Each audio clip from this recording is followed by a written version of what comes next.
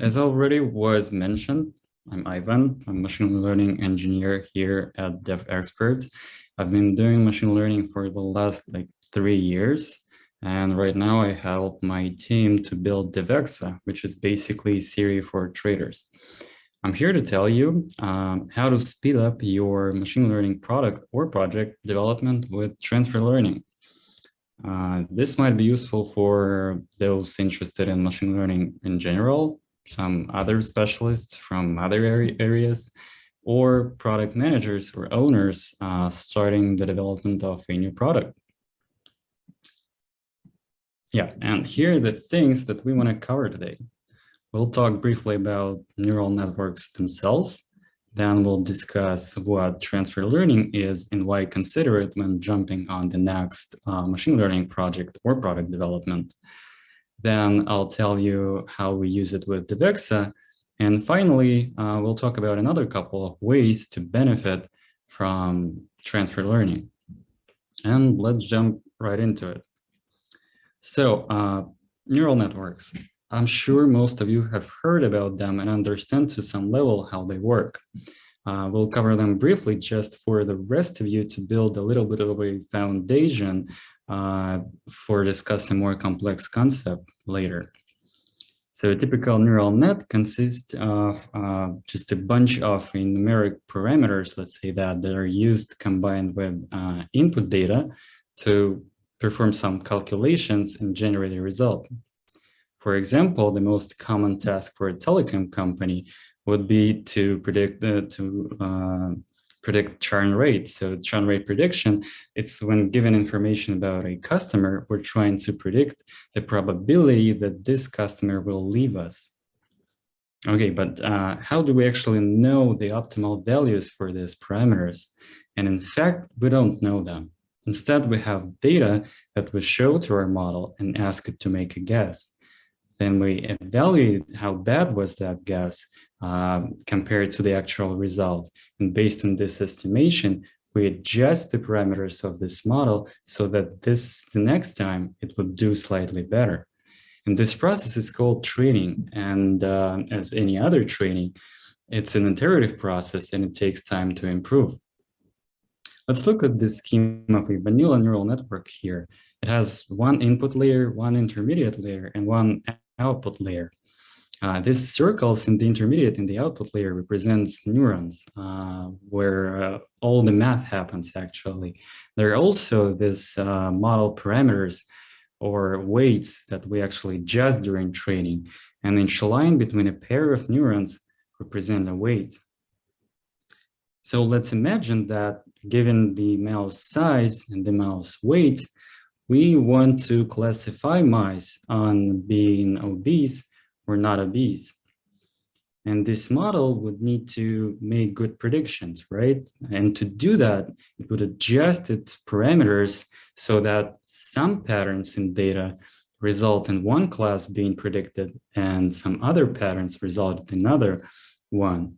So here, for example, if we were to classify these mice based on their images, the model would probably look at the mouse's relative waist size to decide on obesity. And in general, there might be like an infinite amount of these parameters, these patterns. And for the most tasks, it is practically impossible to build a system with handcrafted patterns. So neural networks are really good at this, on the other hand. And with the right number of parameters and with the right number of training samples, they can find like really complex patterns in data. Bigger models, by the way, differ from the one that we just discussed by the number of these parameters that we train during training, the complexity of math under the hood, and the number of training samples required for training, actually. So here are the takeaways for this slide. We now know that neural nets is just a set of math operations. They become better with time, and once trained, they can make predictions on unseen data. Let's now discuss models that can work not only with numbers, but also with language. So natural language understanding, or NLU, stands for using computer software for solving tasks that include understanding what was written or said.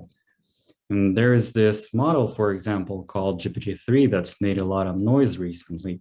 It's a very powerful model. For example, it can, given a piece of a story, generate its continuation. It can even be used to write code. But we don't need to know its structures for now. For now, what's more interesting is that it has roughly 175 billion parameters to train, and it was trained on approximately 300 billion tokens of text. And for simplicity, we can say that a token is a word. So this allowed this model to extract many patterns from the data, from text data, and to become very good at understanding natural language. But training costs money. You need to rent all that expensive hardware to perform calculations. So how much do you think it would cost to train such a model? The answer is around $4.6 million.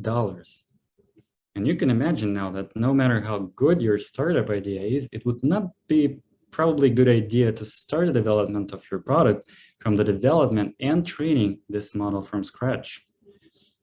But what if our product cannot live without a powerful model?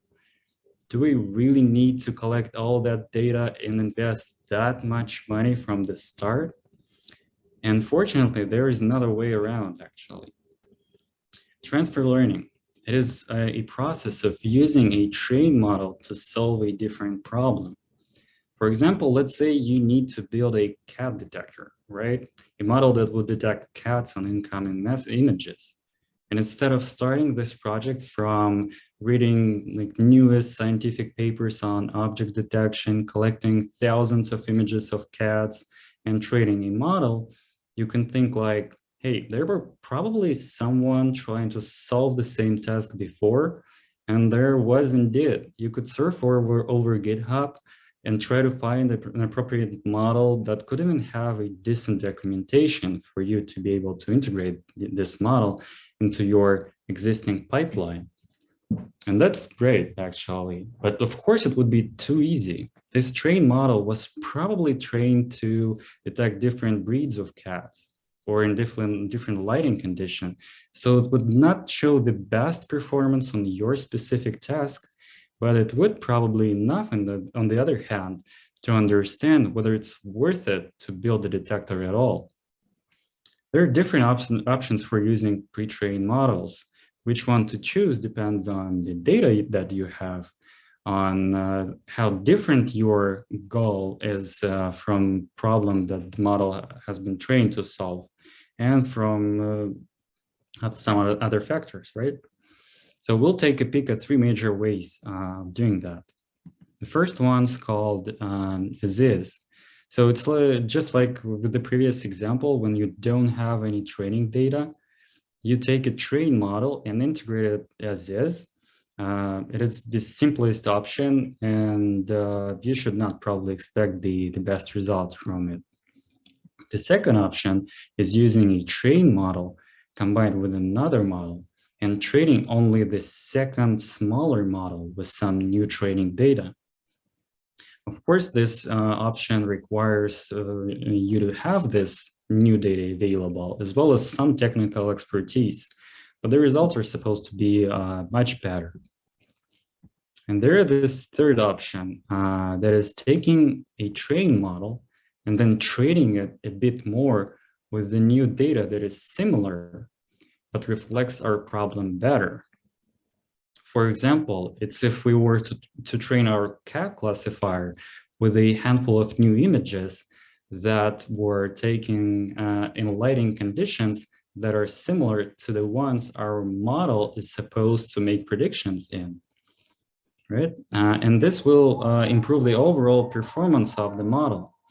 And of course, it requires this data to be available as well as some technical expertise. But as I said, the results are better. And we'll dive into this a little bit deeper in just a bit. So the previous slide, the second option was to take a trained model and use it combined with another model. In this case, we'll use a concept called feature extraction. Let's see how it actually works. Have you ever thought, for example, how exactly does the model, what exactly does the model pays attention to when making a decision of what is presented on the image, for example? We can come up with an analogy of how we as humans react to new objects that fall into our field of view. So first, what we do, we notice this object as a whole piece of something. Then we started paying attention to details of that object. Then we understand what, we form our understanding or impression of that object based on everything we've seen. And finally, we make a decision whether there is danger coming from that object. In neural nets behave in a similar way, actually. As we remember, they, when trained, they're looking for patterns in the data. And once it's found all patterns in the image, it aggregates all these patterns or features into a single list of numbers called vector representation. And we can use this vector representation as an input to another model. And this other model can be trained with just a little data, making predictions based on features it received from the first model that is called feature extractor in this case. And this approach requires less data and resources than training a model from scratch. But yet the model works well enough because it had some additional training. Now let's now look at the third option for doing transfer learning. As I hope you remember by now, this third option was to take a trained model and train it a bit more with a new, usually smaller data set, but that reflects our problem better. So how does that work? We already discussed that models look for patterns in data.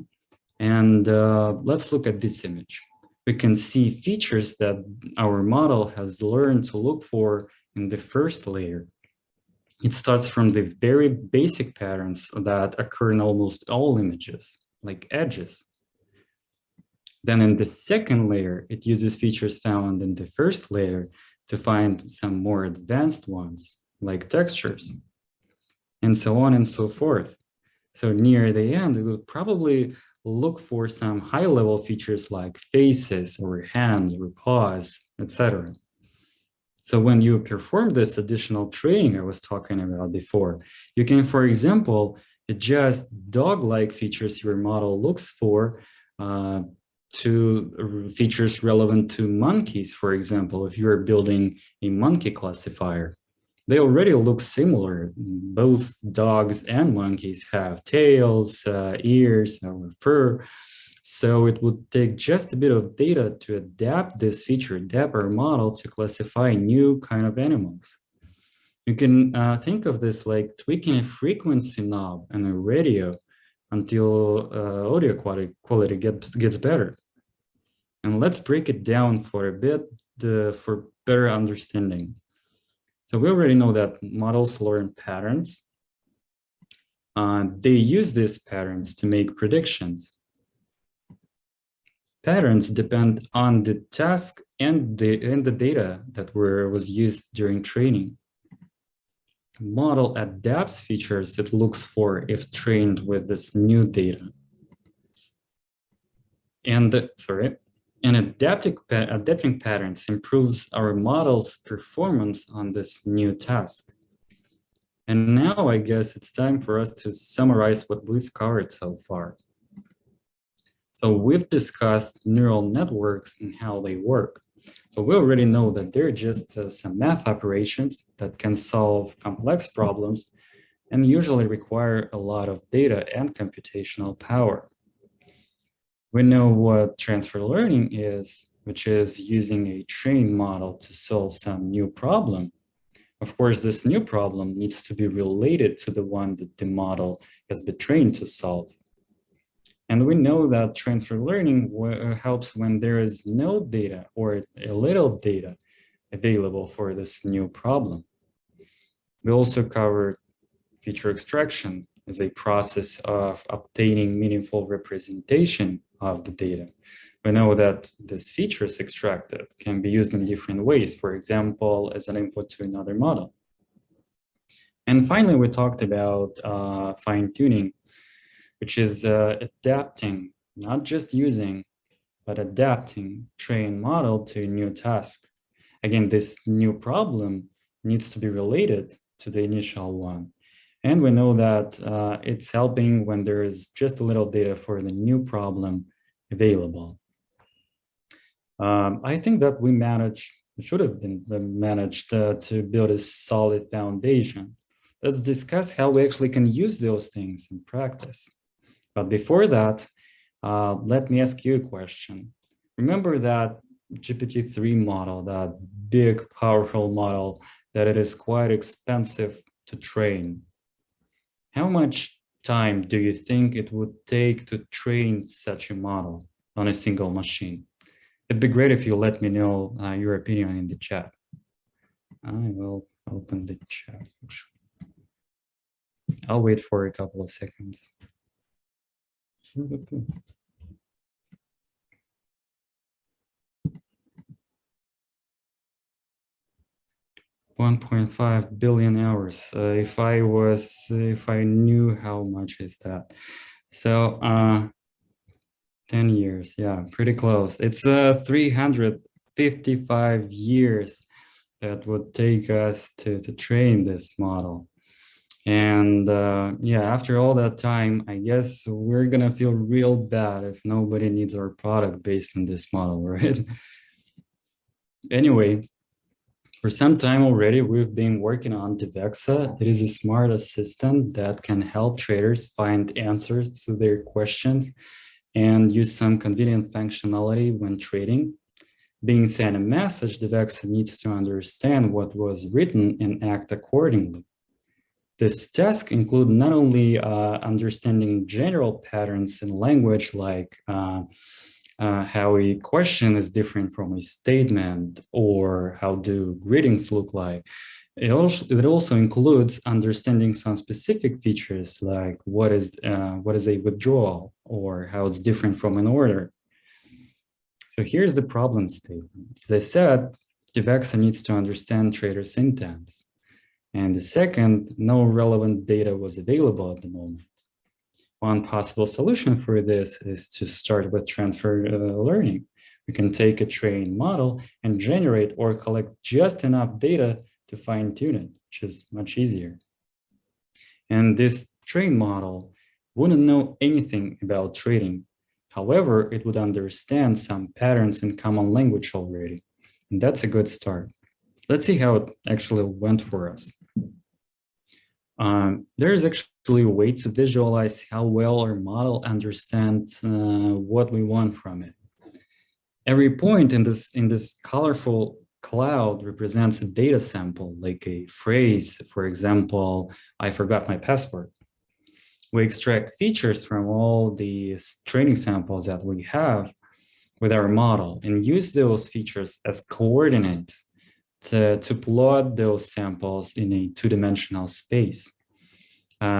The color of every point represents its class. So the further points of one color from points of another color, it means the better our model can differentiate between classes. Here you can see that although our pre-trained model has grouped some classes together separately from others, overall, they all look pretty much the same to it. Here, on the other hand, that is based, by the way, our fine-tuned model. You can see that it has grouped these classes much better. It organized points much better. And it means that our model actually started to understand how different classes are different from each other. And again, it took us much less time and resources to achieve this than it would if we were to train this model from scratch. All right, suppose we want our model to understand a new intent. For example, we want Devexa to understand when traders ask about ways to fund their accounts, for example. Does it mean we need to redo this fine-tuning thing all over again? And hopefully not necessarily.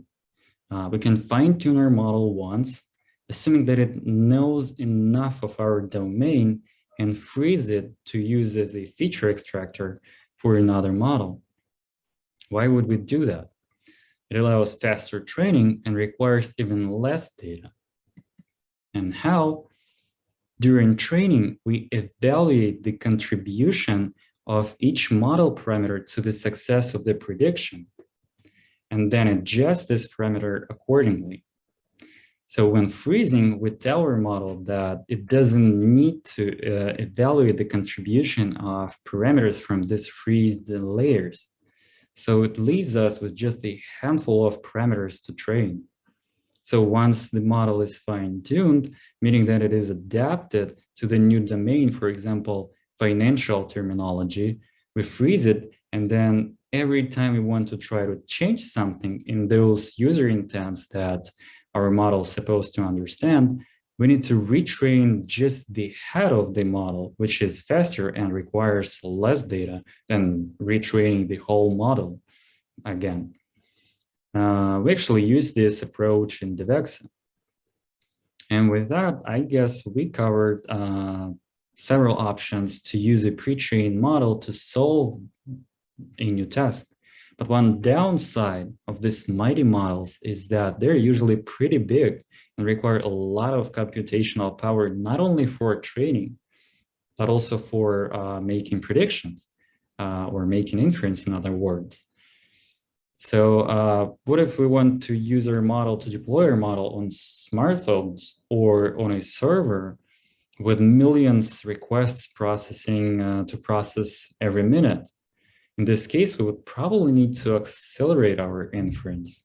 And one way of doing it is to make our model smaller. For example, reduce the number of neurons. Because smaller models means less computations, which means faster predictions. But we also want to save our model's ability to save complex problems. And there's this process called knowledge distillation that does exactly that. It is the process of transferring knowledge from a larger model called teacher to a smaller one called student. Why do that? It allows to accelerate inference. It can save us money and improve our user experience, for example, by reducing latency. And how do we do that? During training, we encourage the student model to mimic the teacher's behavior. So our student model gets punished every time its predictions are different from the teacher's. We also benefit from showing our model not only the hard answer that there is a dog on this image and there is no cat on this image, we're also showing that although there is most probably dog on this image, there are probably some cat attributes there as well. For example, 2 PT ears or fur, right? And this is just a more effective way of using the same amount of data. When distilling a model, we need to keep in mind that we always make a trade-off between speed and accuracy. So the smaller the student model is, the greater the decrease in accuracy will be. We need to keep that in mind. And I believe that we cover the most popular ways of using someone else's work for solving our problems at this point. But before we wrap up, I wanted to show you one more thing. It's called zero-shot classification. It's a whole another level of using a pre-trained model as this. Let's see how that works. There's this task called natural language inference, or NLI. It's when training a model to solve this task, we ask it to take 2 pieces of text as input. One serves as premise, and another one serves as a hypothesis. And the goal of the model would be to predict the probability that the hypothesis is an entailment of the premise, or it's neutral to the premise, or it's probably contradiction to the premise. This way we train our model to find the connection between these pieces of text. So when making a prediction, we can take a premise it is important for us to classify and test it against hypotheses that we didn't have in advance. For example, imagine you have a stream of incoming messages that you don't know for sure what these messages are about. You can assume that they are about trading and politics and cryptocurrency, for example, and this would be your hypothesis. So what you can do, you can take a trained model and test all of these messages against this hypothesis that you have. And yeah, you don't need any training to do that, which is pretty cool, I guess.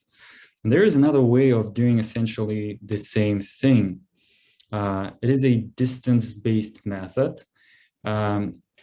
We saw that extracted features are vectors, and the distance between vectors of different classes shows us how well our model differentiates between classes. So what we can do, we can take a pre-trained model, extract features from all these messages that we have, and for each message, we can take the closest hypotheses. Remember this trading, politics, cryptocurrency as its class.